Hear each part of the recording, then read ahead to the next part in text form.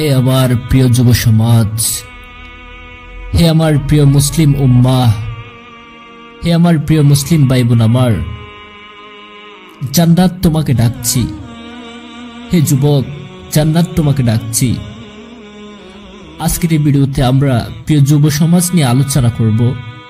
World in ইসলাম চ্যানেলের পক্ষ থেকে আপনাদেরকে সবাইকে জানাই স্বাগতম। আসসালামু আলাইকুম ওয়া রাহমাতুল্লাহ। হে আমার প্রিয় মুসলিম উম্মাহ, আনন্দের কোন উপলক্ষ নিয়ে নয়, অত্যন্ত ভারাক্রান্ত হৃদয়ে আপনাদের সামনে উপস্থিত হয়েছি। পুরো দেশে মেতে আছে ক্রিকেট উন্মাদনায়। বিপিএল আইপিএল এর জোয়ারের জাতি আজ বেসামাল। জাতির কর্ণ দ্বারা যখন তরুণ যুবকদের খেলার প্রতি উৎসাহিত করে, তখন সে জাতি ভাগ্য বিপর্যয়ের জন্য অন্য কিছুরই প্রয়োজন নেই। কি বলবো, আমি স্তম্ভিত, আমি অবাক। এই জাতির দিনমুখী তরুণ যুবকরাও খেলাধুলাতেই বীরত্ব খুঁজে শুরু করেছে, অথচ জুয়া, অশ্লীলতা কি হচ্ছে না একে কেন্দ্র করে। ইহুদি খ্রিস্টানরা মুসলিমদের আবেগ অনুভূতিকে এভাবেই নিয়ন্ত্রণ করেছে, অথচ আরাকান থেকে এখনো লাশের গন্ধ ভেসে আসে, ফিলিস্তিন থেকে এখনো লাশের গন্ধ ভেসে আসে। লাখ লাখ মুহাজিরের মানবেতর জীবন কাটাচ্ছেন। সিরিয়ায়, ইয়েমেনে, আফগানে, ফিলিস্তিনে প্রতিদিন উম্মাহর রক্ত ঝরতেছি। স্বজাতির করুণ অবস্থা দেখেও এদের মন খেলার মাঠে পড়ে থাকে। মাবুনের সম্ভ্রম নিলাম হচ্ছে, আর এরা খেলার নেশায় বুত হয়ে আছে। প্রিয় ভাই আমার, প্রিয় মুসলিম উম্মা, বিশ্বাস করুন, কথাগুলো বলতে বুক ফেটে যাচ্ছি। আল্লাহর কসম, এ জীবন অর্থহীন, যেখানে আমরা বেঁচে থাকতে আমাদের মা বোনের সম্মান নিয়ে চিনিমিনি খেলা হয়। এই যৌবনের প্রতি ধিক্কার, যা উম্মার জন্য জয়াদের নিরাপত্তা দিতে অক্ষম। প্রিয় উম্মা, আশ্চর্যজনক এক নির্জীবিকতা বিরাজ করেছি। অনুভূতিহীন এক জাতিতে পরিণত হয়েছি আমরা।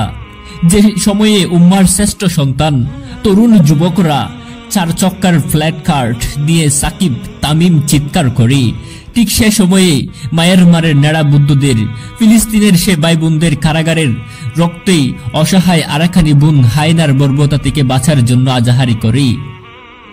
গেলবার ফিলিস্তিনে যখন ইহুদিরা বম্বিং করে গাজার নারী শিশুদের হত্যা করেছিল, তখন একদিকে টিভির পর্দায় ফিলিস্তিনি রক্তমাখা দুলোমলিন নিষ্পাপ চেহারা বেশি উঠেছিল, অপরদিকে ফুটবল বিশ্বকাপে পবিত্র রমজান রজনীকে ব্রাজিল আর্জেন্টিনার স্লোগানে কলুষিত করা হচ্ছিল। প্রিয় মুসলিম উম্মা, হে আমার ভাই বোন, আমার ইতিহাস খুঁজে দেখুন, মুসলিমরা কোন কালে এমন অথর্ব নিষ্ক্রিয় জাতি ছিল না। যে বয়সে আমাদের যুবকরা মাউজ মাস্তি করে কাটায়, সে বয়সে মোহাম্মদ বিন কাসিম, মোহাম্মদ আল ফাতিহ রণাঙ্গন দাপিয়ে বেরিয়েছি।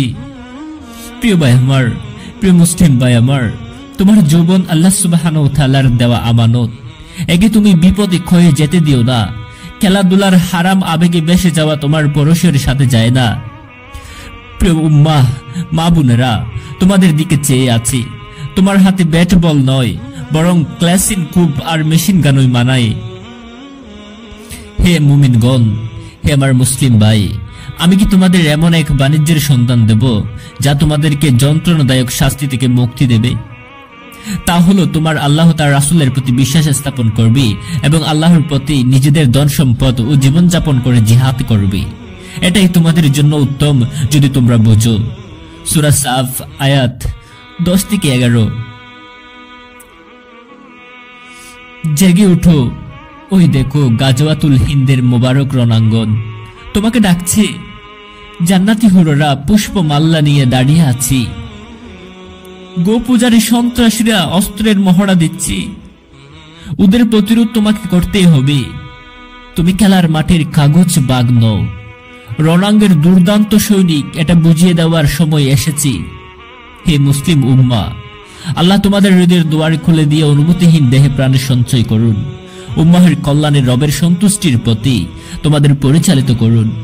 আমিন।